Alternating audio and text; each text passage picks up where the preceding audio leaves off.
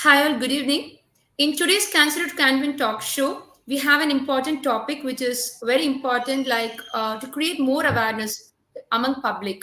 So, especially among women, this would be a very useful subject.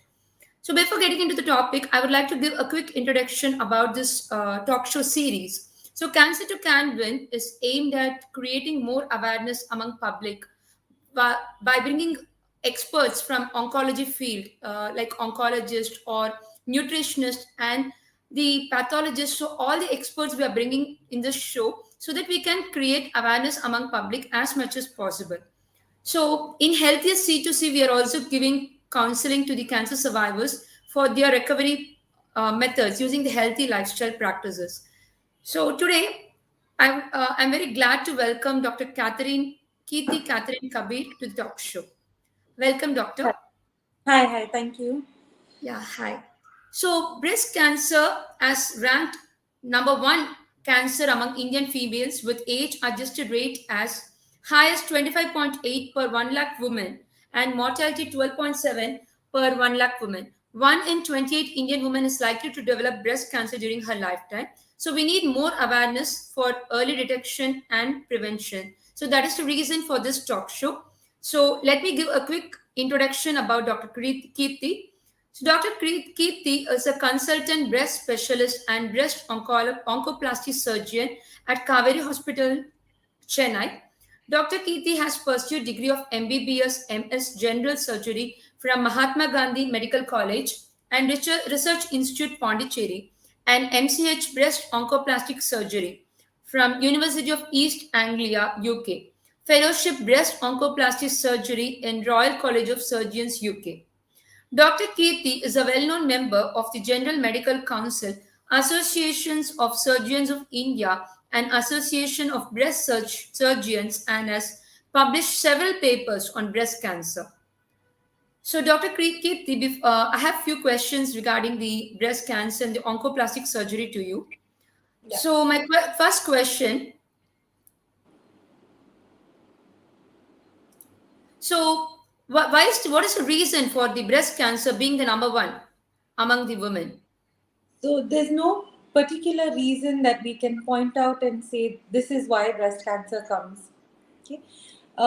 Unfortunately, all women are at risk, and with age, the risk increases. Now, in India, we're seeing a younger age group of women with breast cancer compared to the West. Whether that attributes to some sort of lifestyle that we have adapted, we are not sure if that is the reason for it.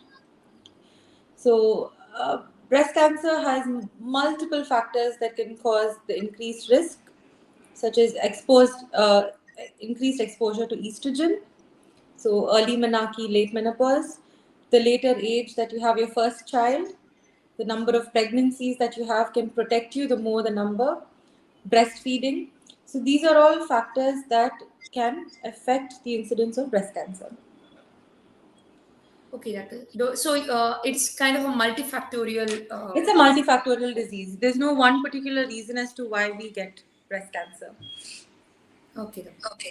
So how can women identify the breast cancer in the early stages itself? So I think the first and the most important thing is self-breast examination, and we keep barking on it.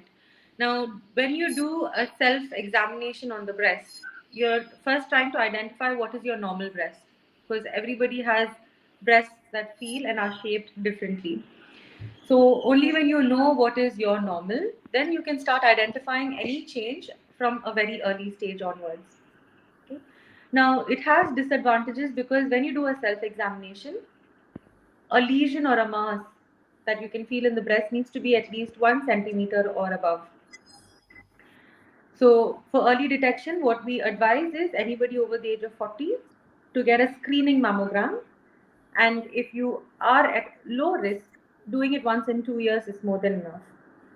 If you have a high risk, such as a strong family history, you're known to have a mutation that can increase your risk for cancer, then you would consider doing it on a yearly basis. Below the age of 40, we do not advise mammograms at all. It's only purely by examination of the breast, and if there is anything that you want to look at, you can either do an ultrasound or an MRI. Okay, doctor, that really helps. But Uh, mammogram would be the first standard because you can even pick up precancerous cells. So even before a cancer okay. forms, you can pick up precancerous changes on it.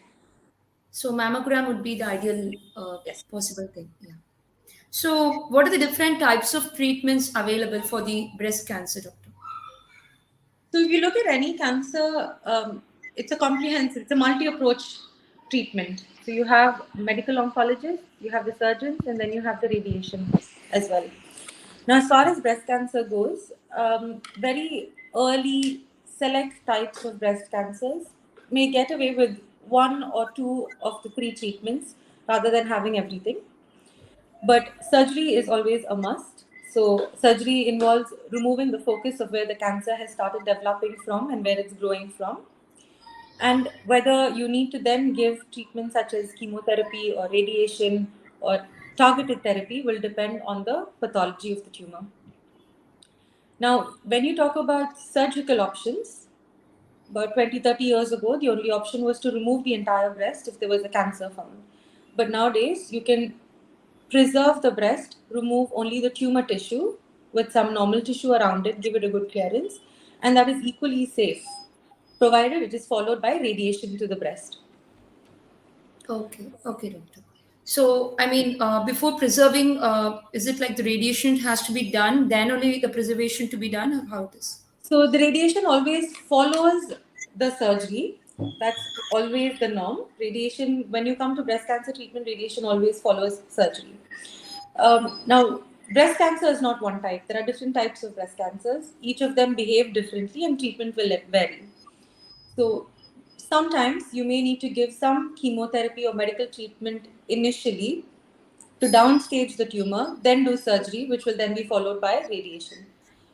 If it is at a very early stage when we pick it up, 90% of the time we do surgery first. If they require medical treatment, they finish the medical treatment, then they go on to the next step, which is the radiation. So, Okay, about 70% of women will receive all three modalities of treatment. Maybe 30% of them will avoid one or two treatments. okay, doctor. So, women who have breast cancer, they undergo lots of emotional stress since it's like related to something physical to them. So, when it is some physical part of them, it's being removed. They feel so much of stress, and how to overcome the stress and fear after the diagnosis. So I think stress and fear is something that we cannot take away from a patient who's been just told they have cancer. But I think counseling is a major part of cancer treatment, and there are specific people who are trained to counsel only oncology or for oncology patients. It's important to address these issues before you start treatment. So I think the norm here is you find out that you have cancer and you want to jump into treatment right away. I think we need to take a step back, and once a diagnosis has been made, I think you need two or three sittings of counseling, understand what is going to happen next, and then start treatment. Cancer is not an urgent disease. It's not an emergency disease that you need to treat it immediately. You can take a week, you can take 10 days, you can take 2 weeks. But I think counseling needs to be given to all patients undergoing treatment upfront. So that, yeah, so that they can proceed So they further. And understand how to deal with the fear and stress of it. I think it's like I said, you can't take away stress and fear from somebody's yeah. mind as soon as you say cancer, but it's more of how to cope with it. How do you get through treatment, coping with these mental challenges? Okay, doctor. So, is breast oncoplastic surgery a safest form of breast reconstruction surgery? So, oncoplastic surgery is very different from reconstructive surgery. Okay. So, when we say oncoplastic surgery, that means we're removing portions of the breast while preserving it when there's a cancer and replacing the removed portion with tissue around from your own body. So, you can take tissue from the sides, you can take tissue from the back, you can take tissues from the tummy area and replace the defects from where the cancer has been removed. So, that is what we call an oncoplastic surgery. Okay? Is it safe? Yes, it is safe. And the purpose we do it is one, it helps maintain the shape of the breast for any woman. So I think it makes a lot of difference in their mental coping with the cancer treatment because otherwise it's quite deformed. And secondly, it also helps with reducing pain, with reducing scarring of tissue, because you're not just removing something and leaving a dead space there. You fill it in with a bit of your own body tissues. So doing it along with your own body tissues is what is advantageous, because you're not putting a foreign body there. You're using own body tissue. It feels a lot like the breast itself. That is what oncoplastic surgery is. Reconstructive surgery is reconstructing an entire breast. So if you have disease which is spread wide through within the breast, or you can't conserve the breast, then you take away the entire breast and put either an implant or again use your own body tissues to recreate a breast. And both procedures are equally safe. Okay. So the difference is like this is the oncoplastic deals with only a part. A If it part is, of it. yeah, if Yes. it is not metastasized to the other parts, if it is Yes. locally present, okay. If it is locally present and the breast is preservable. Preserve, okay. Thank you, doctor. So, then my next question: for which stage of breast cancer generally the oncoplastic surgery is required and preferred? It doesn't go as per stage. So, oncoplastic surgery or how we plan surgical treatment for a patient depends on the size of the breast, how the breast falls, and what is the size of the tumor. So, it depends because all breast shapes and sizes vary. Similarly, at the stage of when you get detected with a cancer, the size may be different. So, in a generously breasted woman, if you have a very small cancer, you may get away without doing any form of plastic surgery or reconstructive surgery by only removing that portion of the cancerous and abnormal tissue. But if you have someone with a fairly smaller breast and you still have a sizable mass over there and you need to remove it, then we would think about doing oncoplastic surgery. So the stage at which somebody is diagnosed does not matter. I think it's how what the patient also prefers. A lot of women don't want to maintain shape or size; they just want the cancer gone. So Okay. it's again multiple factors that will tell us whether is this a person who would want oncoplastic surgery or not. Okay. And even in a later stage, so say somebody comes in with a large 5 centimeter mass in the breast, Okay. if we're going to give them medical therapy or chemotherapy to shrink that lesion, you can still go ahead and conserve the breast. So the stage doesn't matter. Okay. So after the oncoplastic surgery, will the woman be able to feel or sense like the reconstructed or the plastic whatever has been done, right, on the breast? Will they Yeah. be able to sense it similar to how they were before? It will never be the same. So whatever reconstruction we do, it's never the same as what your original breast would be like. Sensation varies from person to person and how the procedure is being done. When we do a cancer surgery in one portion of the breast, we cut through a lot of the nerves. So sensation in one portion may be completely lost. A lot of people do gain sensation over a period of time. It varies from person to person. But it'll never be the same as your original breast. It will give you a shape, it will give you a form. A lot of women feel more confident with these procedures, but as far as sensation goes, probably not a lot. Okay. So what are the chances of reoccurrence? So after the breast surgery and also after the oncoplastic, will it be the same? What would be the reoccurrence rate? So, whether you do a mastectomy, which is the complete removal of the breast, or an oncoplastic surgery where we are preserving the breast, whether we do it with reconstruction or not, the recurrence rates are the same. So there is no difference when you remove the entire breast or treat the cancer while conserving the breast. Provided when you conserve the breast, you definitely 100% go through radiation. So I think the latest results have shown 25 years of follow-up with women who've had conservative surgeries where the breast has been preserved. The outcomes are same. In fact, a bit more superior to those who've undergone complete removal of the breast. Okay, since like radiation is given here as a mandatory procedure, It is a mandatory procedure if you're so conserving the it breast. is like It's a part. advantage kind of. Yes. So when Oh, you give radiation, you cover an entire field where the breast tissues may be there, and you're radiating that entire field to avoid cancer coming back. That is the okay, advantage there. okay. So what is the I mean lifestyle? Okay, my last question actually. So Yeah. lifestyle, it plays an important role in generally preventing chronic diseases, and also the prevention, as part of the prevention is concerned. So lifestyle is a place playing a major role. So what do you think about it, doctors, and what are the some of the ways a woman can prevent breast cancer? So I think saying the word preventing breast cancer may not be completely right, because I don't know if we can completely prevent breast cancer. What we can do is reduce our risk for getting breast cancer. And there are multiple things that we can do to reduce our risk. So we know that estrogen, that is increased estrogen, is associated with the increased risk of cancer. So estrogen is a hormone that all women carry in the body. That is a hormone that gives you your monthly menstrual cycles, helps you through pregnancy, helps you through various stages of development in a woman. But excess estrogen can stimulate abnormal growth in the breast. So ways to bring it down is avoid taking any contraceptive pills for a prolonged duration of time, avoid taking any sort of hormonal therapy for a prolonged duration of time. Secondly, they say that the more fatty tissue you contain, because this hormone mostly comes from the ovaries, but it also comes from the fatty tissue in our body. So, the more fatty tissue you have, the more estrogen you're producing, increasing your risk. So, high BMI Okay. is an associated risk factor. So, exercise regularly. Again, fast foods, fatty foods, foods with a lot of preservative, all of this carry increased hormone components in them.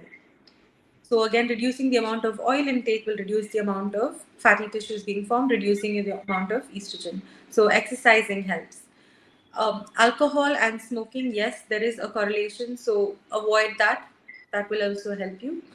And we may not be able to control at what age someone gets their period and what age they hit menopause, but planning an early first childbirth, planning an early first pregnancy, breastfeeding for a good 6 months to 1 year, these are all factors that will help reduce the risk as well.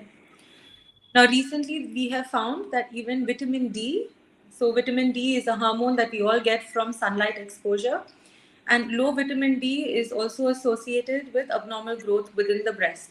It's in the very early stages of research, but we do know that if this is corrected, again, you're reducing your risk in some way. So that would be the other thing you can keep a check on.